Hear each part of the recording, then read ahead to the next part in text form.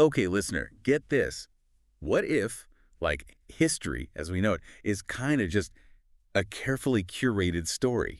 Yeah. What if there's this secret organization just like pulling the strings from the shadows? You Yeah. sent over some info about this thing called the Order of the Veil. Right. And well, let's just say it's got me kind of looking at reality a little differently today. Yeah, it's fascinating, isn't it? This idea that our perception of reality might be like shaped by forces we don't understand. It has captivated humans for centuries, you know? Right.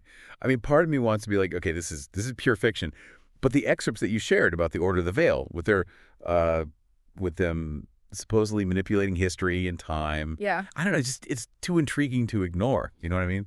Absolutely. And whether or not this particular this organization exists, it's these kinds of questions about what's real, what we can trust, that push us to think critically and examine all of our assumptions. Exactly. Like, remember the 2003 blackout? Oh, wow, 50 yeah. million people in the dark? Yeah. And the official explanation was basically what, like a chain reaction of technical failures. Right, right. A seemingly open and shut case. Yeah. But then you have these accounts, these residual echoes of people experiencing like these incredibly vivid dreams, almost memories of events that didn't happen in our timeline Okay. during the blackout. Okay, that's where things start to get really weird. So how do we even begin to explain that? Well, think about software glitches. We've all experienced them. One minute you're working on a document, the next minute it's corrupted, or you're seeing fragments of old versions, all mixed in. Right. What if these residual echoes are like glitches in reality itself? Whoa, hold on. Are we saying that someone's out there hitting Control-Alt-Delete on our reality? It's a wild thought, isn't it? But let's play with it for a moment. Imagine if our reality is like a complex simulation, and occasionally there are these tiny errors, these residual echoes, that give us a glimpse behind the curtain. It's like that time a glitch in Google Maps made an entire phantom island appear off the coast of Australia. Oh, really? Yeah. Wow. If something as seemingly stable as Google Maps can have these bizarre hiccups, what about reality itself? Precisely. And that brings us to some even bigger what-ifs.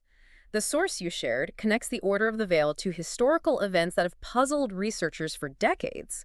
Take the Tunguska event, for example. Right, that massive explosion in Siberia in 1908. Right. They say it was a meteor or a comet, but there's no real impact crater. Exactly. And for an event that flattened millions of trees, I mean, over an area larger than London, you'd expect to find more than just scattered debris. Right. It's this lack of concrete evidence that keeps the mystery alive and makes it so ripe for speculation.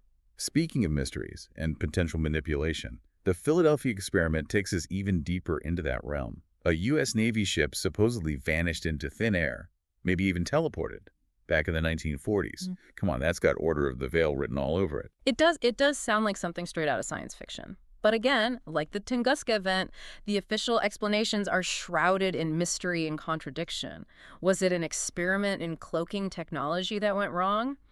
Or something even more bizarre? Okay, this is what I have to ask. Yeah. Are we just like wired to see patterns and conspiracies where there are none? Or are these events truly evidence of something manipulating the fabric of our reality?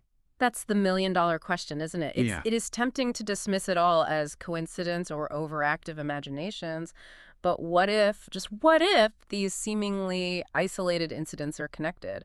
You know, it's funny. Before we started this whole deep dive thing, I would have been like, nah, I'm not really one for like conspiracy theories. But now, I don't know. I'm starting to see how easy it is to get drawn in, especially when you start, connecting the dots between all these unexplained events. It's that human desire to find patterns, right? To seek explanations for things. Yeah. That makes these ideas so compelling. But the source material you shared, it doesn't stop at these large-scale historical events, right? Yeah. It goes even further, suggesting that the Order of the Veil might be messing with our individual realities, like our very memory. Okay, now we're getting into Mandela Effect territory. Yes. That's where things get really creepy. Like, I could sworn the Queen song was, "We are the champions of the world." Right. But apparently there's no of the world There's no of the world. in the actual lyric. It's a strange phenomenon, isn't it? To have this incredibly clear memory shared by countless others that simply doesn't match up with reality. Yeah. It makes you wonder, what else could we be misremembering? And the source material suggests that it's not just faulty memory, right? Yeah. But maybe a sign of the Order of the Veil, like rewriting parts of our timeline. Yeah. Like these Mandela effects are actually glimpses into realities that have been erased or altered. It's a truly mind-bending concept. Imagine for a moment that our reality isn't fixed, that it's malleable like clay. Okay. And this Order of the Veil, they're the sculptors, subtly reshaping events, altering memories to fit their grand design. So what does that mean for us? If our memories can be altered, our perception of history rewritten, do we have any real agency? That's the question that has plagued philosophers for centuries, right? Right. The idea of free will versus determinism. Are we truly in control of our choices? Or are we simply playing out a script that's already been written? I'm starting to feel like I'm living in an episode of Black Mirror here. But seriously, if this Order of the Veil is real Yeah. and they're this powerful, what is their end game? Are they like trying to help us or harm us? The source you shared, it presents both sides of that argument, which is interesting in itself. Okay. On one hand, you have this idea of the Order as benevolent guardians, making subtle adjustments to protect us from something far worse. Right. They're like cosmic gardeners, pruning the branches of reality to keep it healthy and on course. Okay, that's kind of comforting thought. Yeah. But then there's the other side of the coin, right? Right. The possibility that we're not seeing the whole picture, that what we perceive as protection might actually be a form of control, Oh. that we're all just pawns in a much larger game, our lives and choices orchestrated for some unknown purpose. It's like being trapped in a maze with an invisible hand guiding our every turn. Right. We might think we're making our own choices, but what if we're just following a predetermined path? And that brings us to the Voynich manuscript, which the source material suggests could hold the key to understanding the Order's motivations. This is that mysterious book filled with the undecipherable script and weird illustrations, right? Yeah. It's like something straight out of National Treasure. It is. It's a tantalizing mystery. It is. What if, hidden within those strange symbols and diagrams, are the answers we're looking for? What if it's a blueprint for reality itself? Yeah. Or a guide to the Order's manipulations? Okay, now I have to know, is anyone even close to cracking the code of this Voynich manuscript? Right. Or is it going to stay a mystery forever? It's wild, right? I mean, before we really started digging into this whole Order of the Veil thing, I probably would have seen that Voynich manuscript and been like, okay, cool story, bro. Next. Right. But now I'm looking at it like, wait a minute. Yeah, it changes your perspective, doesn't it? It really does. That's the beauty of these kinds of mysteries, you know? I mean, it's less about actually finding the answers and more about just opening your mind up to new possibilities. It really is. Challenging what we think we know about, well, reality. It's like when you look at an optical illusion and your brain is like, no, that's not right. But you still see it both ways. Exactly. It's like tricking your perception. And these concepts we've been talking about, like the Order of the Veil, the Mandela Effect, Yeah. those are like cognitive illusions, but on a grand scale. Right. And suddenly you're questioning like everything. So where do we go from here? I mean, if we can't even trust our own memories, Yeah. how do we even function in a world where, I don't know, reality is maybe up for grabs? Well, that's where critical thinking, it becomes even more important than ever, really. Yeah. It's about not just accepting things, you know, at face value. Right. It's about looking for different perspectives and being willing to question even our most deeply held beliefs. So basically what you're saying is don't just take our word for it. Right. Don't take the word of any one source.